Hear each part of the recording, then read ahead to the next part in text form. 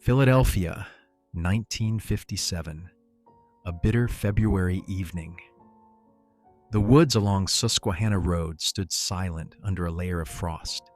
Hidden in the brush, a cardboard box sat discarded, as if someone had tossed it aside without care.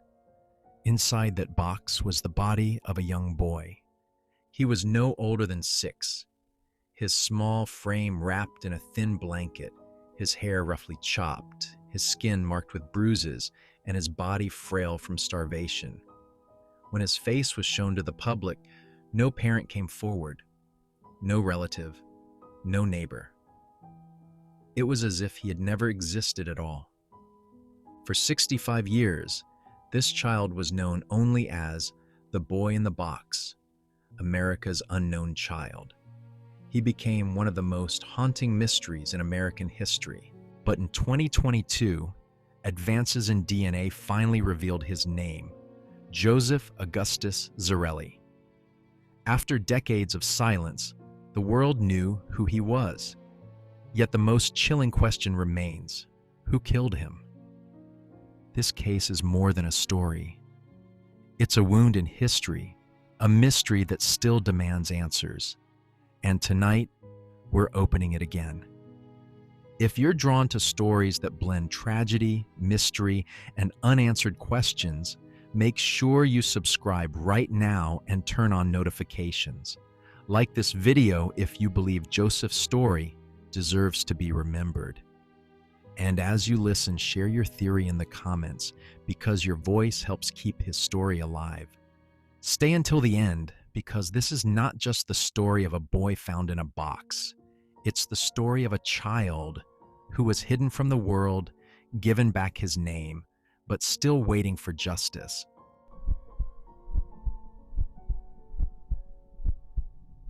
Philadelphia, winter of 1957.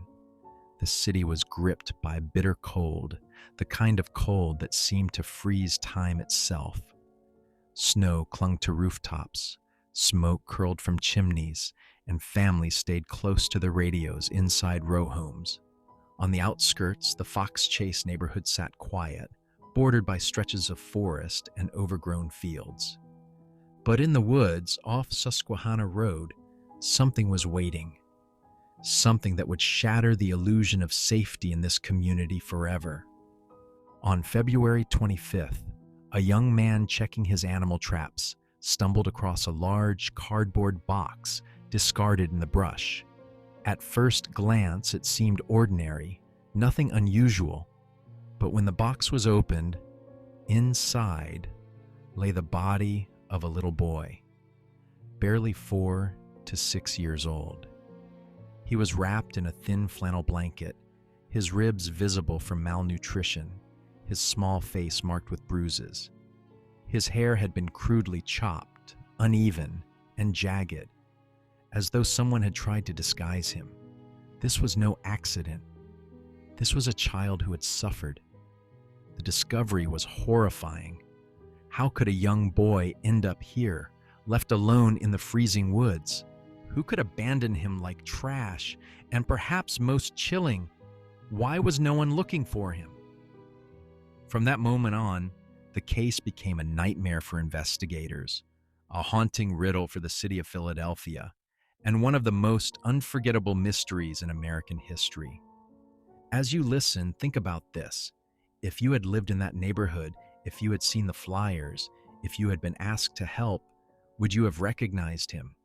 Comment below with your thoughts, and don't forget to subscribe, because each week we revisit the cases that refuse to rest.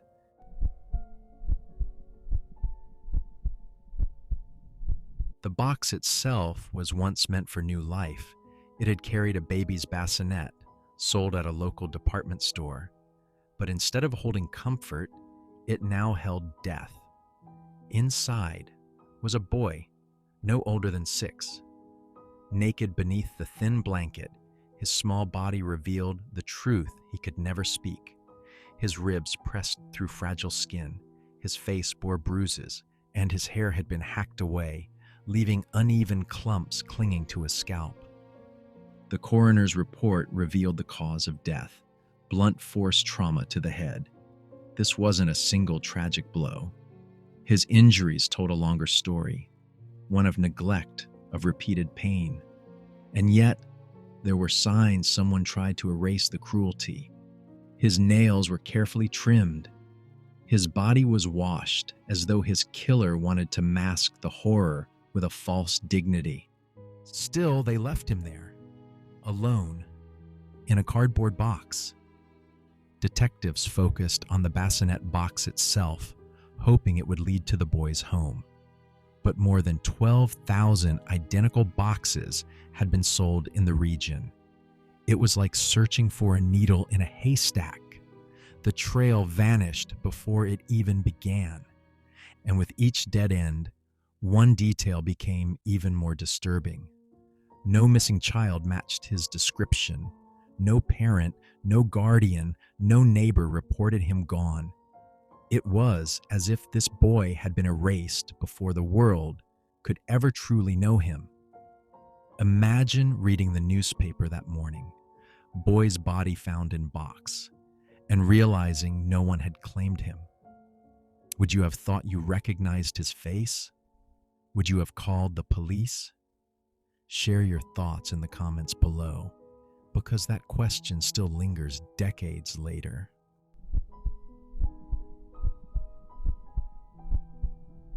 The Philadelphia police knew this wasn't just another case. A dead child, discarded in the open, should have been easy to identify. Children don't vanish without someone noticing. Families file reports, neighbors raise alarms, but when detectives searched, they found nothing. No missing child matched the boy in the box. Determined, they launched one of the largest investigations the city had ever seen. His face was photographed, and more than 400,000 flyers were printed and mailed out with utility bills, reaching nearly every household in the area. Surely someone would recognize him. But days turned to weeks, and the phone stayed silent.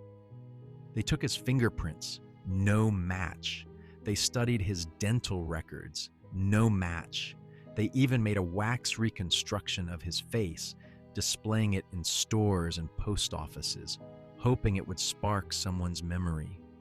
People stared at the lifelike face of the boy, but no one came forward. Detectives chased every lead they could find. A foster home not far from where the body was discovered came under suspicion, but nothing concrete tied the boy to it. Whispers spread of hidden children, family secrets, and cover-ups. Yet every path collapsed under scrutiny.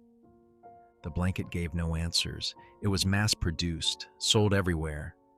The box had been traced back to J.C. Penney, but thousands had been distributed.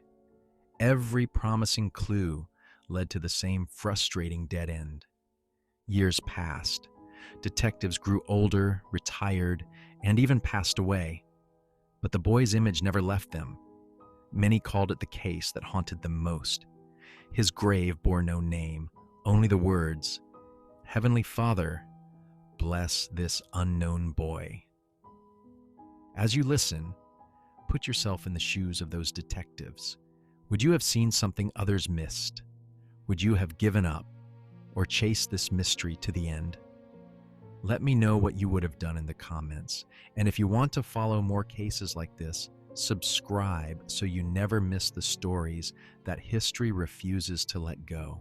The murder of the boy in the box didn't just haunt detectives, it haunted the city, then the entire country.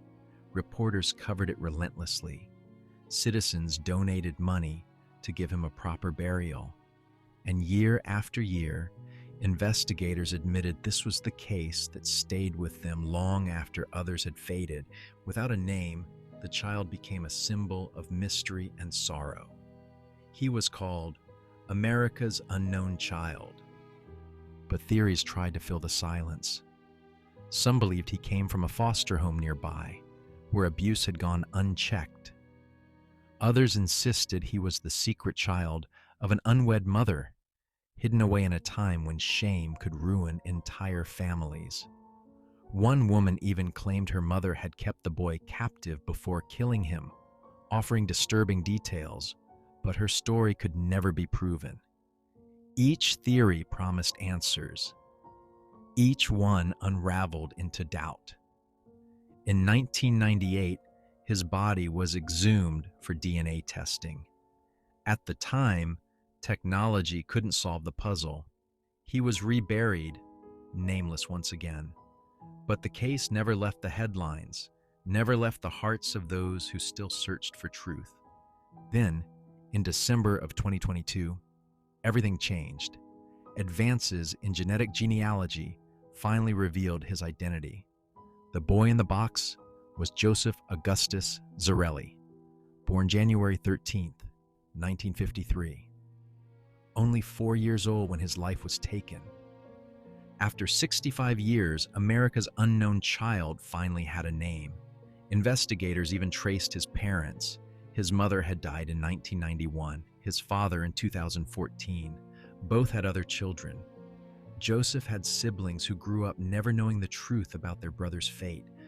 But while his identity was restored, his killer remains unknown. And with both parents gone, the answers may lie buried forever.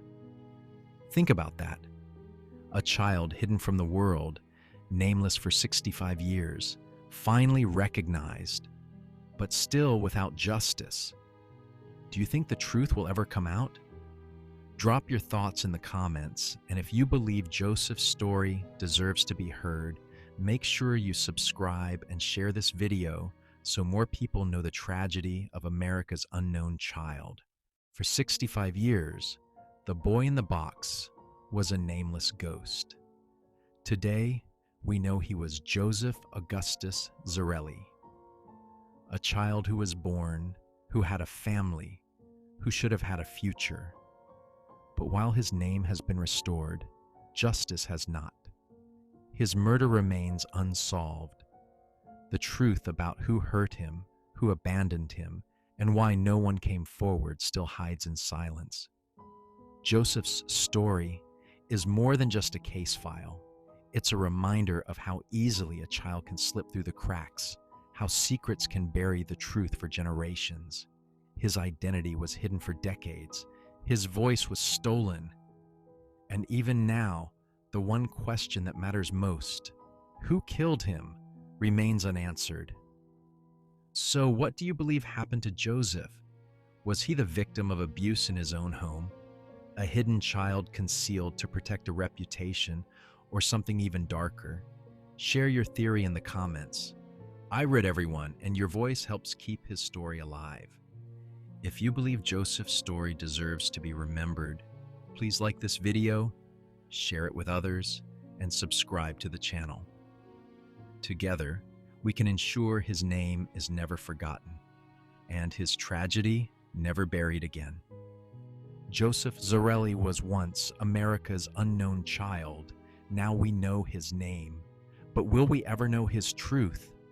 Where silence speaks and shadows remember.